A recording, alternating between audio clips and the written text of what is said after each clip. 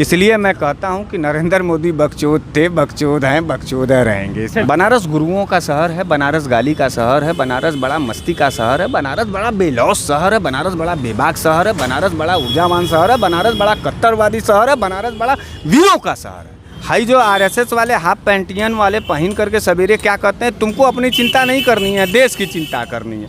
इन हरामजादों ने ऐसा देश का चिंता कर लिया कि देश का जो है हालात अब चिंताजनक हो गया है। अपने पर अगर आ गए, जने और शिखा और तिलक का अगर कसम खा लिए, उस दिन आपको बता दे रहा हूँ पत्रकार, योगी बाबा को गोरखपुर ही नहीं पूरा 8 अमठ पूरा प्रदेश छोड़ करके भागना होगा। भारतीय जनता पार्टी में अगर आप नमस्ते किए किसी को, किसी भी बड़े नेता को, तो निश्चित रूप है कि आप जैसा ही नमस्ते करेंगे वैसा ही आपके बहन का बलात्कार करने पर उसकी दृष्टि लग जाएगी। जब से वो पैदा हुआ यार तब से वो अच्छा काम नहीं किया। नरेंद्र मोदी माने ऊपर परे जाएं, उनके विचार में आग लग जाए। हम एक बार आप भी मान लीजिए कि आप भी भाजपा ही हो गए, जैसे अर्नव गोस्वामिया हो है, अंजना ओम कश्यप, अर्नव गोस्वामी को आइडिया लाजी बनाओ पत्रकार, बिना भूखे मर जाओगे। ठीक है, बेजमीर अपनी ज़मीर नहीं बेच पा रहे हो, शायद इसीलिए तुम्हारे पास संसाधन नहीं है पत्रकार। मुझे उम्मीद है कि आप अपने ज़मीर को बचाए हुए इसको जैसा नाम है वैसा आप इस पर काम करेंगे। मेरी पूरी शुभकामनाएं, बाबा विश्वनाथ आपको तरक्की दें। एक बात और मैं आपसे पूछना चाहता हूँ, ये विरोध का परिणाम क्या होगा, परिणति क्या होगी? क्या आप राजनीति में प्रत्यक्ष तौर पर उतरने वाले हैं? क्योंकि अभी तक यह बात ऐलानिया तौर पर आपने किसी भी चैनल पर कही नहीं है, तो क्या माना जाए, क्योंकि जो युवा आपको देखते हैं एक बड़े पैमाने पर, विद्रोही स्वर में ही सही, लेकिन बड़े पैमाने पर आपकी फैन फॉलोइंग है, लोग आपको बहुत बड़े स्तर पर युवा आपको मानते हैं, तो क्या ये माना जाए कि प्रत्यक्ष तौर पर आप राजनीति में उतर रहे हैं ऐलानिया तौर पर? जी निश्चित रूप से मैं सन 2022 में यहाँ भाजपा के मिनिस्टर के खिलाफ चुनाव लड़ूंगा, जिसका उत्तरी विधानसभा है, और यहाँ मिनिस्टर हैं योगी बाबा के, नंबर 1 के लुटेरे हैं रविंद्र जायसवाल। हाँ होगा, उसका नाम मैं ले लूँगा तो मेरे ख़ानदान पर पाप लग जाएगा 7 जन्म का। उसका नाम हमसे मत लेवाइए। इस देश में मुझे तुम अपराधी कह लो, इस देश में मुझे तुम जो है कि कुछ भी कह लो, आतंकवादी कह दो, कुछ भी कह दो, मैं नरेंद्र मोदी को हत्यारा जानता हूँ तो हत्यारा ही कहूँगा। कि नरेंद्र मोदी से कोई अच्छा काम करा करके दिखाओ, हम उसको अच्छा अगर न कहें तो तुम 20 जूता हमको मारना। हम नरेंद्र मोदी मतलब आपकी दृष्टि में उन्होंने पिछले 7-8 साल में कोई भी अच्छा काम नहीं किया? जब से वो पैदा हुआ यार तब से वो अच्छा काम नहीं किया। बाप माँ का गहना चुरा के भागे, वो कैलाश में गए, वो उनके बाबू मर गए, उन्हीं के अपमान के उसमें जो है नरेंद्र मोदी जो है, जिस वडनगर में जो है चाय बेचते थे, चाय बेच करके स्टेशन में बेचे, वडनगर बिक गया, जो है पूरे देश की सारी संपत्ति बिक गई। पत्रकार तुम उसको कहते हो कि इज्जत दो। भाषा का शैली मेरा खराब किसने किया? भारतीय जनता पार्टी के कार्यकर्ताओं और नेताओं ने किया। तो जो जैसा रहता है उसको सही ना जवाब देना होता है। ये सब लतखोर टाइप के, जूताखोर टाइप के आदमी होते हैं। भारतीय जनता पार्टी में अगर आप नमस्ते किए किसी को, किसी भी बड़े नेता को, तो निश्चित रूप है कि आप जैसा ही नमस्ते करेंगे वैसा ही आपके बहन का बलात्कार करने पर उसकी दृष्टि लग जाएगी। भारतीय जनता पार्टी के किसी भी नेता को अगर आपने घर बुला लिया तो निश्चित रूप से आपका घर कब्जा हो जाएगा। भारतीय जनता पार्टी के किसी भी नेता को आपने जो है सम्मान दे दिया तो निश्चित रूप से आपकी बेटी का बलात्कार होगा। यही तस्वीर भारतीय जनता पार्टी के नेताओं ने दिखाया है इस प्रदेश को। चिन्मयानंदवा को याद कर लीजिए, सेंगरवा को याद कर लीजिए, हाथरस की उस बेटी की हत्या को याद कर लीजिए, तमाम जो है उन्नाव में उस बेटी को याद कर लीजिए, पूरे प्रदेश में ब्राह्मणों की हत्या को याद कर लीजिए। और न योगी बाबा से एक बात हम कहना चाहते हैं कि देखो यार, 3% ठाकुरों को लेकर के इतना मत हुआ। ठाकुर बड़ी गरिया रहे हैं आजकल हम लोगों को, खाली आपका टाइटल हो, मिश्रा, दुबे, चौबे, पाड़े, शुक्ला, जो भी हो, उसको अगर वो अच्छा ब्राह्मण अन्याय का प्रतीक है। ब्राह्मण कितने दिन गुलाम बना पाओगे धर्म के नाम पर? अब बाभन सब जाग रहे हैं कि अरे साला जो है बड़ी साला मार भी रहा है और साला जीने भी नहीं दे रहा है। तो ब्राह्मण अब बोलना शुरू कर रहा है। तो ब्राह्मण जब बोलना शुरू कर रहा है तो ठाकुर अपनी ठकुरई से जो है गाली दे करके दबाना चाहता है। तो योगी बाबा इस प्रदेश में अगर रहना है तो ब्राह्मणों से थोड़ा सा इज्जत करना सीख लो। सबसे ज़्यादा मतदाता, सबसे ज़्यादा हमारी आबादी है। जगह नहीं मिलेगा ठाकुरों तुमको इस उत्तर प्रदेश में रहने का। जिस दिन दिमाग सरक जाएगा और परशुराम जी के इबादत को और परशुराम जी के जो है कि ताकत को हम लोग अगर समझ लेंगे और अपने पर अगर आ गए, जने और शिखा और तिलक का अगर कसम खा लिए, उस दिन आपको बता दे रहा हूँ पत्रकार, योगी बाबा को गोरखपुर ही नहीं पूरा 8 अमठ पूरा प्रदेश छोड़ करके भागना होगा। इस बात को आप ज़रूर से कह दीजिएगा हमारे तरफ से। इसलिए ब्राह्मणों को सम्मान देना सीख लें और ब्राह्मणों के साथ आप गाली दे करके अगर वो सोचेंगे हम सत्ता में रह लेंगे तो हाथ पैर तोड़वा दिया जाएगा। हम आपको आज उन अनछुए पहलुओं से भी अवगत कराएंगे, क्योंकि युवाओं के मन में बड़े बेसब्री से एक प्रश्न रहता है कि मिश्रा जी का व्यक्तिगत जीवन कैसा है, वो रहते कैसे हैं, वह करते क्या हैं, उनका शुरुआती जीवन कैसा रहा। सर आप मतलब बहुत सारे युवा का ये प्रश्न है कि जब आप ग्रेजुएशन टाइम पर थे तो पढ़ाई में तो बहुत अव्वल दर्जे के रहे होंगे। निश्चित रूप से पिताजी एडवोकेट हैं, यहाँ पर चकबंदी के एडवोकेट हैं, अभी भी अंडर प्रैक्टिस हैं। हम लोग कमाते नहीं हैं पत्रकार, इतने उम्र होने के बावजूद भी काम कहीं नहीं मिलता है। अच्छा, मजदूरी कर नहीं पा रहे हैं, थोड़ा सा स्वाभिमान आत्मसम्मान, ये हमारे वो नौजवान इस बात को समझता, आप समझ पावें या न समझ पावें, लेकिन वो नौजवान ज़रूर समझेगा जो मध्यम वर्गीय परिवार में होगा। बाप ने बड़ी उम्मीद से हम लोगों को पढ़ाया, तो झुआ फरसा करने के लिए, मजदूरी और लेबराना करने के लिए हम किस तरीके से लेबराना करके अपने बाप से नज़र मिलाएंगे कि उसकी खून पसीने की मेहनत जो हमारी पढ़ाई में लगी, उस पर मैं जो है कहीं कोई छोटी मोटी नौकरी, और नौकरियों का हालत आप कोरोना काल के बाद से देख रहे हैं, नरेंद्र मोदी के आने के बाद से देख रहे हैं। सन 2014 से ही नौकरियों का सफाया हो चुका है, जो लोग नौकरी में थे अब वो भी बाहर जा रहे हैं। तो रही बात ये कि जब मैं ग्रेजुएशन कर लिया, मेरे पिताजी एडवोकेट हैं, मैं पढ़े लिखे परिवार से हूँ, मेरे घर में सभी लोग एडवोकेट हैं, मुझे छोड़ करके मैं जनता की आवाज़ के बतौर काम करता हूँ। तो पढ़ाई लिखाई होने के बावजूद भी उसके बाद मैं जब लाचार हो गया सन 2016 में, तो मैं एक छोटा सा दुकान खोला, टीवी फ्रिज एसी उसी के रिपेयरिंग का। नरेंद्र मोदी मने ऊपर परे जाएं, उनके विचार में आग लग जाए, ऐसा बेकार आदमी हूँ, देखा हम भोजपुरी में बोल देतीला। हाँ, इतना मतलब भगवान उनके कभी माफ़ न करें। ऐसा जो न बुद्धि लेके अइलन, जो न जरतुहा टाइप के आदमी हैं नरेंद्र मोदी। जलनखोर आदमी के कार्यकाल में कभी उन्नति नहीं हो सकता।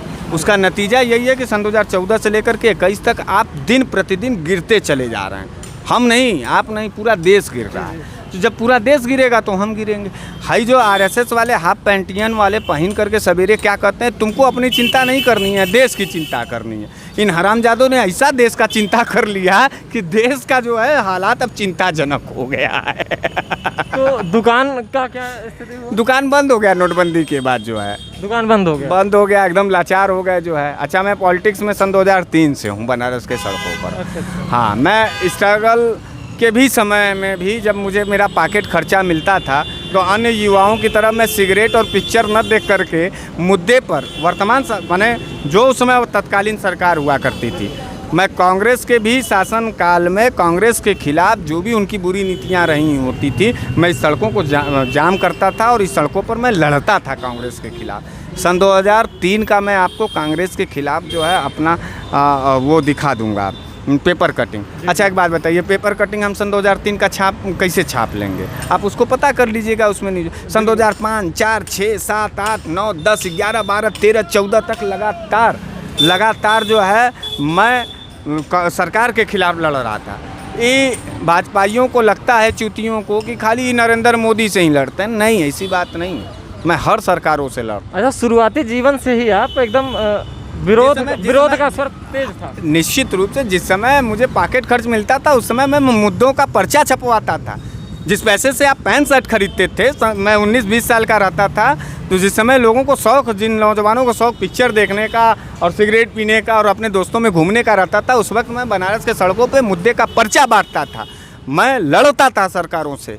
इसलिए मेरे ये तेवर हैं, इसलिए मैं आज सन 2021 में निर्भीक होकर के और बेबाकी से जो है नरेंद्र मोदी के काले कारनामों का पर्दाफाश करता हूँ। मैं किसी का गुलाम नहीं हूँ। अब आपको केवल 2 शब्द में आंसर देने होंगे, हाँ अथवा नहीं। हाँ, एकदम लेकिन साफ कट। हाँ।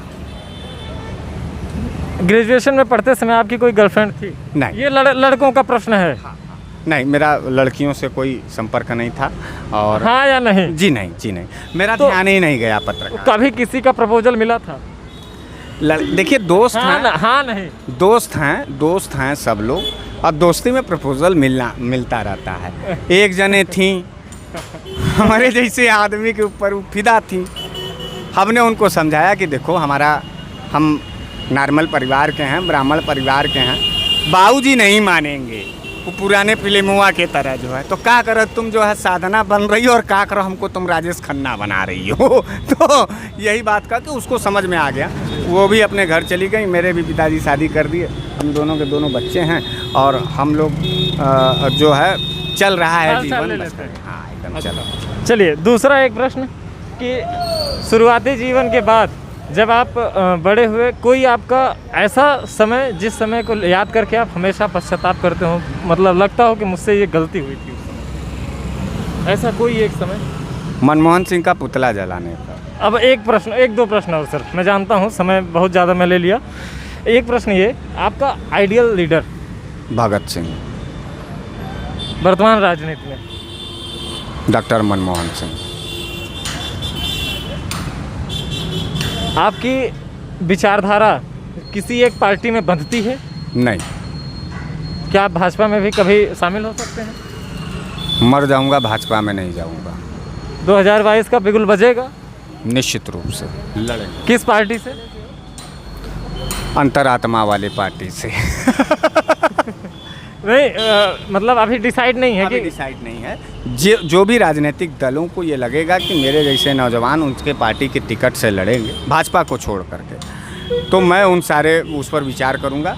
मैं भी देखूंगा कि अगर उनके पार्टी एजेंडे में जाति मजहब का नफ़रत नहीं रहेगा। देखिए मैं नफ़रत के खिलाफ़ लड़ता हूँ, तो कोई भी व्यक्ति, कोई भी ऐसा दल जो नफ़रत फैलाने का काम करेगा, चाहे जाति के नाम पर, चाहे धर्म के नाम पर, चाहे संप्रदाय के नाम पर, चाहे पंथ के नाम पर, मैं उसके साथ नहीं खड़ा हो सकता हूँ। मैं खड़ा रहूँगा तो सिद्धांतिक तौर पे खड़ा रहूँगा। और अभी वर्तमान स्थिति ये है कि भारतीय जनता पार्टी के खिलाफ़ मैं हिजड़ों की भी पार्टी से लड़ सकता हूँ, लेकिन मैं लड़ूंगा ज़रूर, इस बात को याद रखिए। लेकिन एक निवेदन रहेगा सर, ये सत्ता में आने के बाद कम से कम भाषा आप थोड़ी सी एक शिकायत लड़कों ने हमको भेजी है कि भैया से बोलिए कि भाषा का तेवर ज़रूर तीखा रहे, लेकिन भाषा के शब्द बहुत अभद्र न रहे, ताकि आने वाली नस्लें ये विरोध का स्वर तो जानती रहें कि हमको ऐसे करना। इधर आइए, हम जब भी बोलते हैं इस बात को ध्यान में रखिए, मेरा मदर टंग है।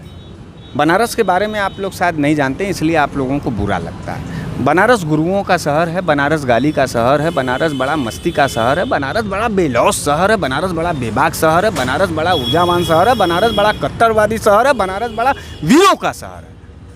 बनारस पान का शहर है, बनारस साड़ी का शहर है, बनारस पे मोहब्बत का शहर है, बनारस शेर व शायरी का मोहब्बत है। सुबह बनारस, शाम बनारस, हर वक्त बनारस, हर हर महादेव और गाली हमारी परंपरा है। पान, भांग और यहाँ का गान हर हर महादेव का, इससे कोई समझौता नहीं करेंगे। यहाँ हर एक वक्त पर एक कार वाले को एक रिक्शा वाला भी गाली दे करके उसको समझाता है कि अबे तो के समझ में ना आवत हो चूतियऊ बकचोदऊ तू ऐसे चलत हुआ। ये वो प्यारा बनारस है। बनारस के बारे में पढ़ना और समझने की कोशिश करिए।